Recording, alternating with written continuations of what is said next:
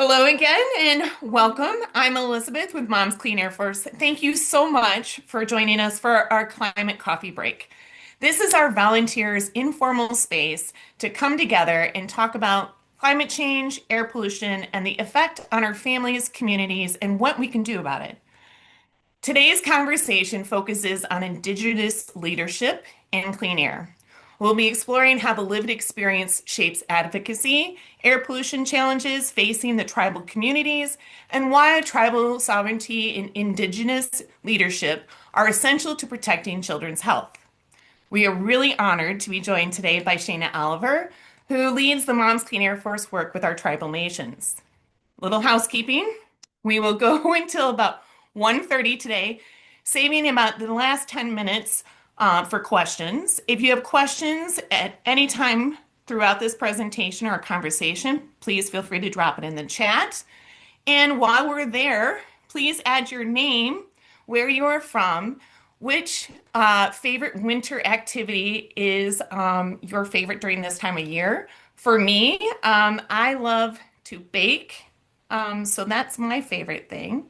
And Shayna shared her favorite thing with me as well. So feel free to drop those in the chat while we allow a couple more folks to trickle in here.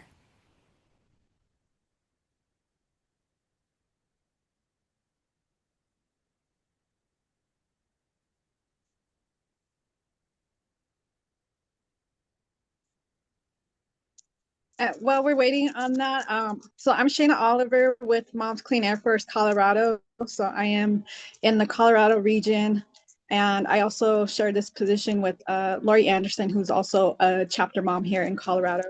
And I focus on environmental justice as well as being an advocate for Indigenous people's rights. Well, thank you for And my Shayna for. favorite, Oh, go ahead. Sorry. so my favorite winter thing to do is having hot tea or hot chocolate with marshmallows. And thanks for everyone who has participated in the chat. And once again, I would just like to say thank you, Shayna, for being here. Um, you are a mother and an advocate who leads our Moms Clean Air Force work with tribal nations. Your work centers on supporting tribal communities, elevating Indigenous voices, and advocating for clean air solutions that respect tribal sovereignty. Shaina, you bring a lived experience with deep expertise in this work, and we are so grateful to have this with you here with us today. So I have a starting question for you, and that is, how has your experience as an Indigenous mother shaped the way you've approached clean air and climate advocacy? Yes. Well, being an Indigenous tribal affiliate woman of the Navajo Nation has, has been shaped by traditional ecological knowledge that I've inherited through my upbringing with cultural and spiritual acknowledgement that's incorporated in our thought process and actions that have been, carried for many generations. And traditional ecological knowledge has also been shaped by the region, landscape, and migration, influenced by weather, seasons, ceremonial practices, harvest, and basic survival skills. As an example, my mom, she's always taught me never to leave an empty bottle closed lid because it's not good to trap the air in the bottle.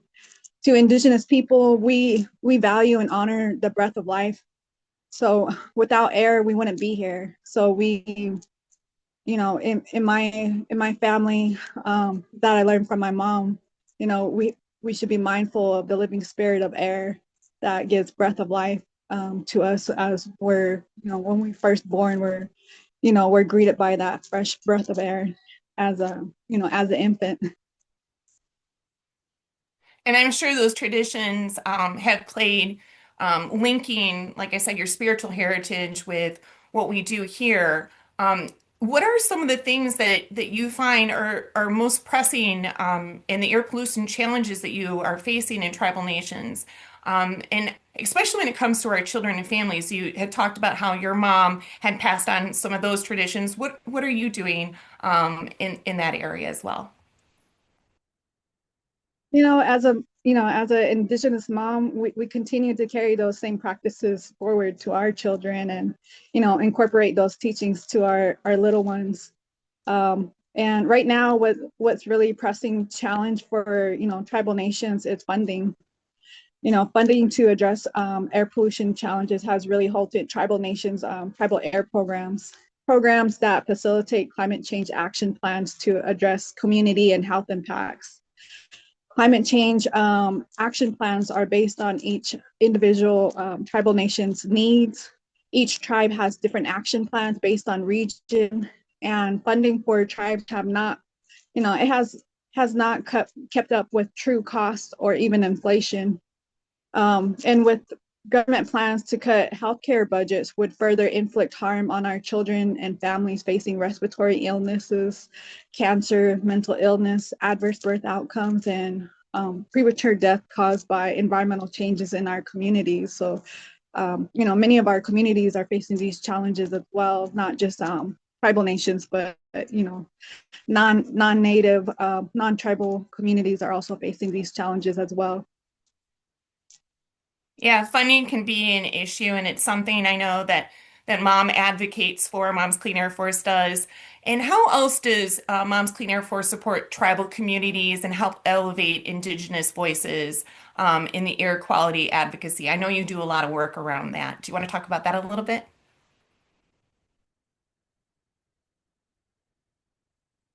Yes, like coming to Mom's Clean Air Force has really um, you know, really has empowered my voice as an Indigenous people's rights advocate, and seeing some of our community leaders like grandmother Mary Lyons, who I met through Mom's Clean Air Force.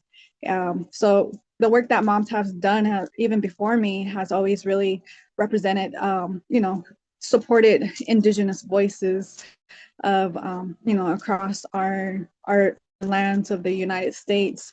And tribal sovereignty and Indigenous leadership is essential in solutions. It has provided protections for cultural practices and sacred sites, which has always provided a way in preservation efforts to the communities of tribal nations. The access to sacred waters, plants, and food sources have always been essential to our health.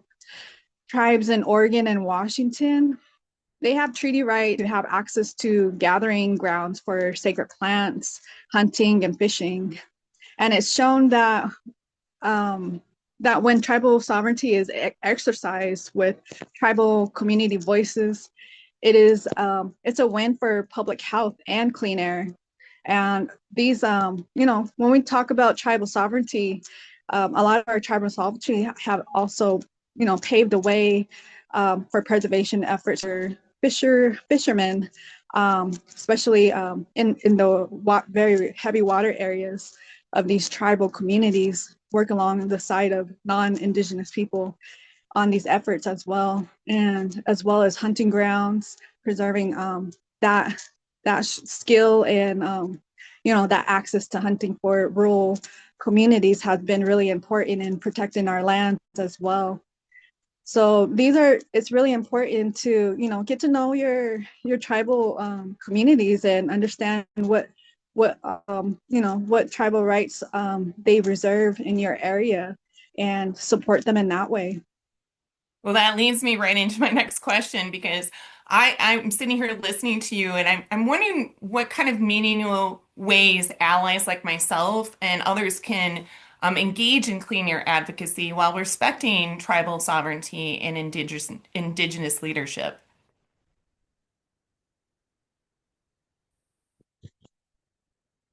Oh, I'm sorry, my connection cut. Um, That's okay. I will repeat my question. You were just talking about, um, how your tribal community is working on all of these things. And I was just saying, how can we as allies also engage in cleaner advocacy while respecting your tribal sovereignty and indigenous leadership?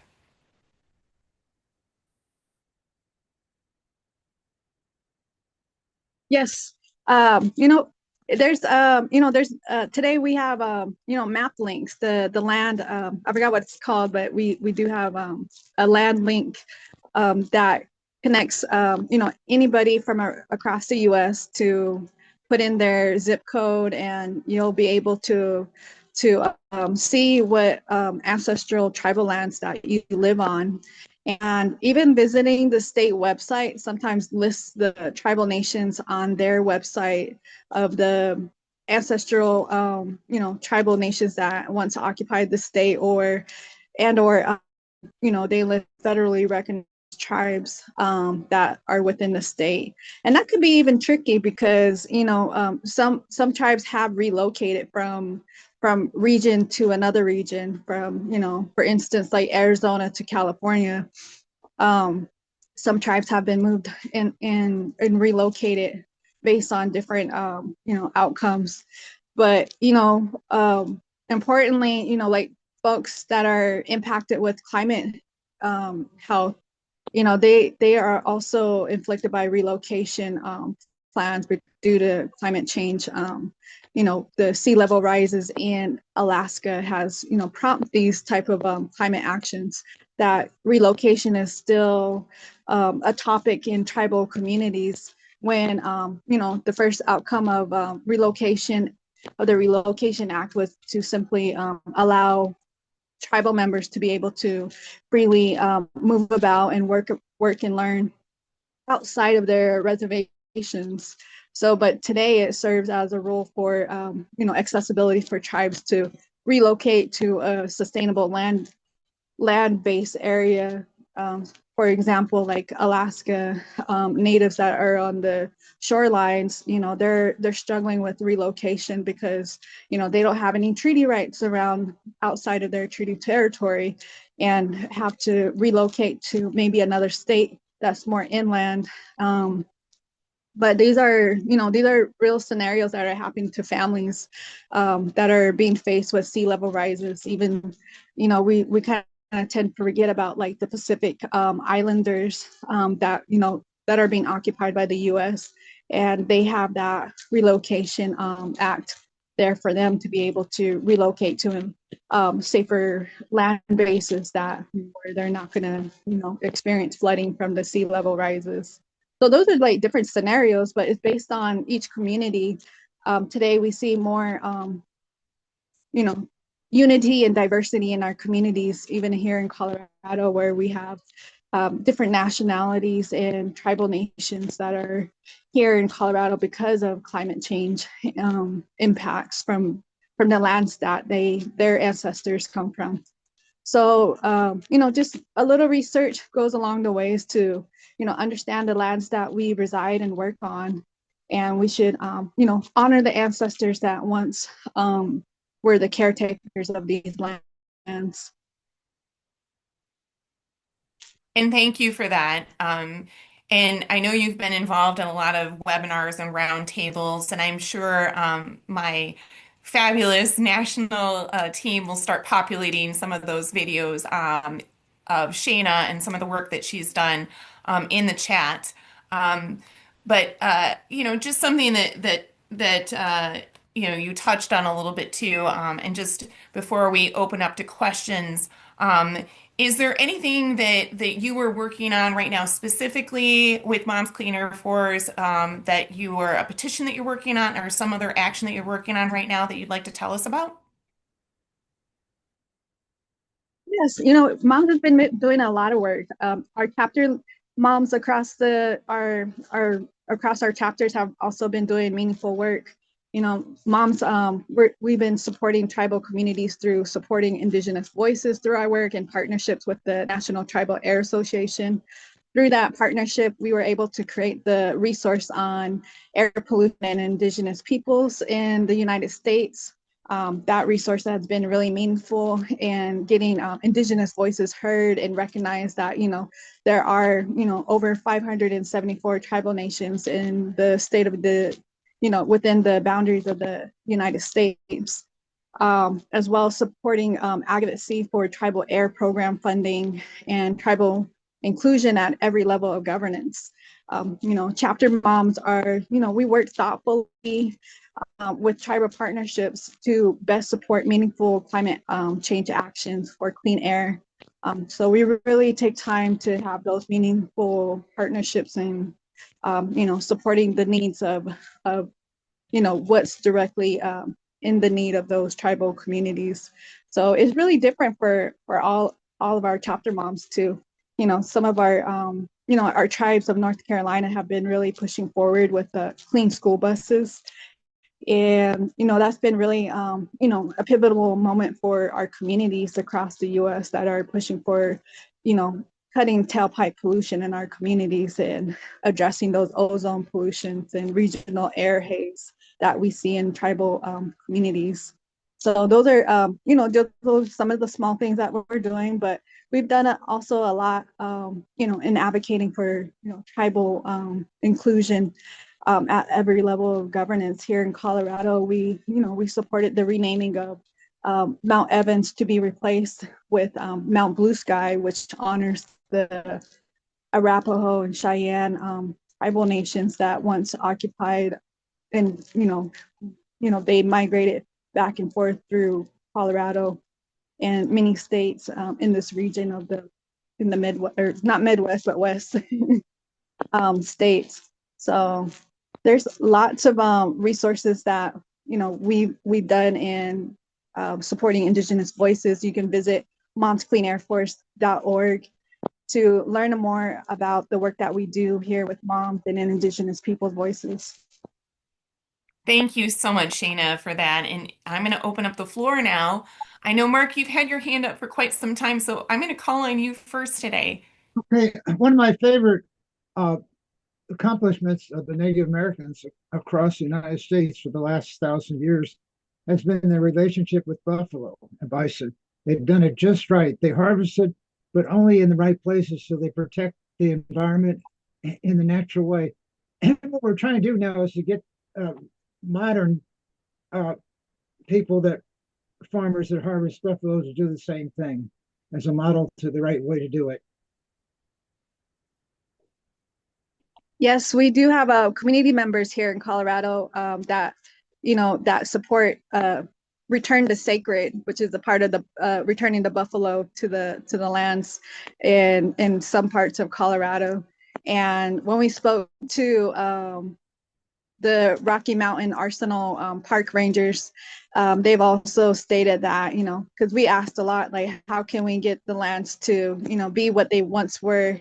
And they really had a challenging time answering that, because the fact that, the buffaloes no longer roam the land, so it would be hard to see the lands come back to what they used to be, which, there used to be a lot of tall grasses across the states that were, prompted by, the buffaloes being able to replenish those grasslands with the way that they traveled and ate, and as well as their waste also had an influence in putting back those grasslands back into work. So there's a lot of um, still is being held within tribal communities. One amazing example was here in Maryland that decided to grow buffalo to sell as a crop, and I convinced them to do it the same way the Native Americans did it. So we're doing that now. That's terrific. And And many people don't realize that buffaloes are really like really kind creatures as long as you respect their boundaries. I don't think I'll mess with a 5,000 pound animal anytime soon, but I appreciate them from a distance, and obviously the impacts that they have on our environment and our grasslands, um, and so many other things. Um, and air quality is something that we focus on, and I know, Shanna, that some of the issues that are faced are asthma and that type of thing. Can you tell me a little bit about your personal history with that and some of the things that you've been working on as far as air quality is concerned in Colorado and with tribal nations?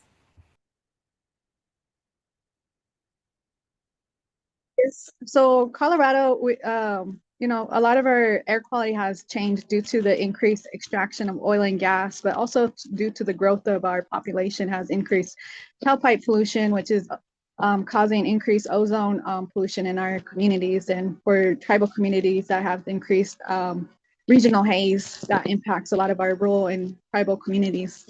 And which ozone pollution is really detrimental to our health. And as a Navajo, tribal member, we've been impacted by uranium sites that have been abandoned, and a lot of our communities have been impacted by adverse birth outcomes, as well as asthma and cancer, as well as mental illness and premature deaths. Unfortunately, have impacted our communities that are those that are most impacted by uranium sites. But as well, we're also impacted with the coal mining and coal plants on our reservation, and as well as our tribes, we have to also be open to these industries on our lands according to treaties um, um, that kind of like oversee on resources on our lands.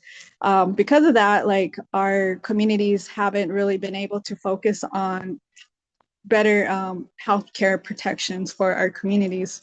And through our work with Moms Clean Air Force has really been, opening up that challenge to advocate for clean air for our health, and educating our communities about the health impacts from these industries really have an impact on our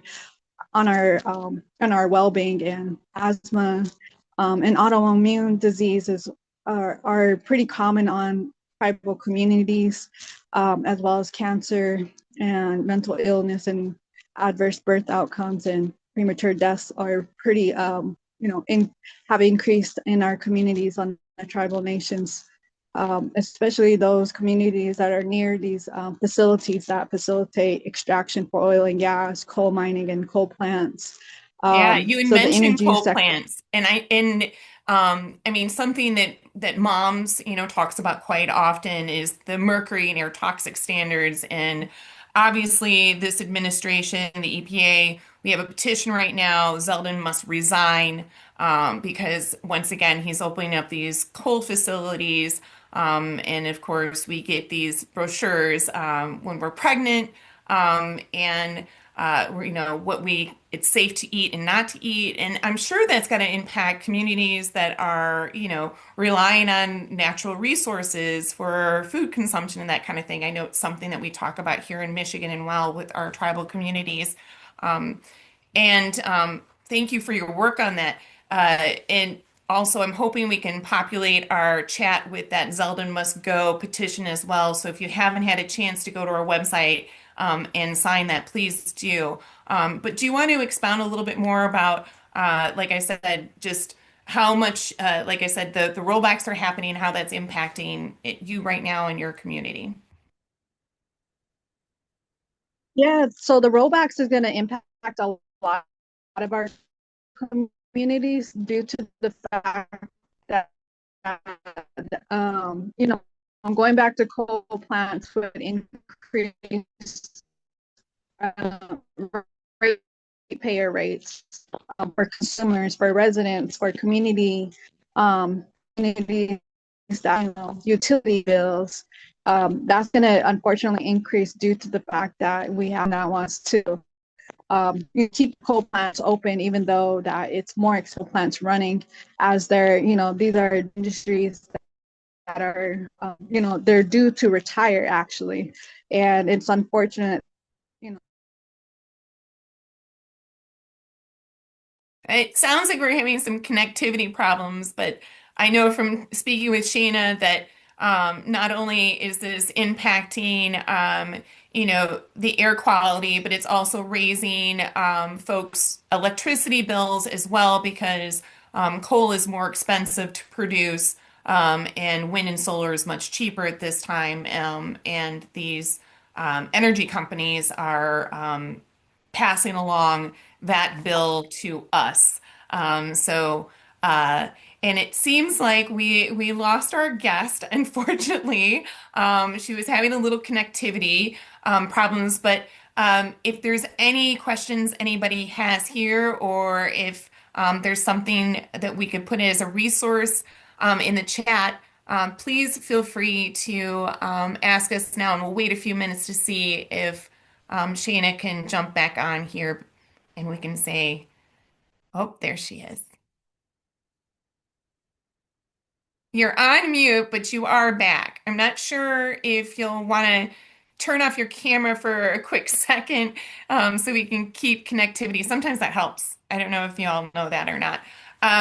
But Is this um, clear now?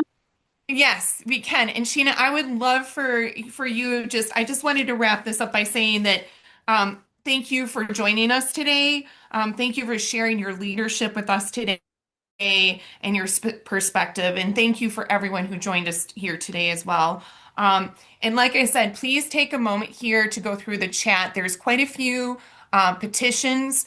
I love our petitions. There's something that we call nap time activism. I absolutely love that. 15 minutes to learn about a particular issue or just resource that we have for you. And you can have an actionable resource right there for you as well. So you can talk to your EPA, your leaders, respective leaders, and ask them for the protections and safeguards that our families so deserve.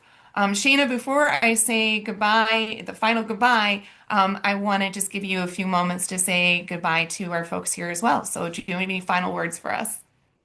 Yes, thank you everybody for joining us. Please do take nap time action, and takes just a click to add your name to these petitions. And it's more meaningful if you have a shared experience that you can input into these petitions. That really flags how important these actions are to our politicians, lawmakers that are making these laws and voting on these things.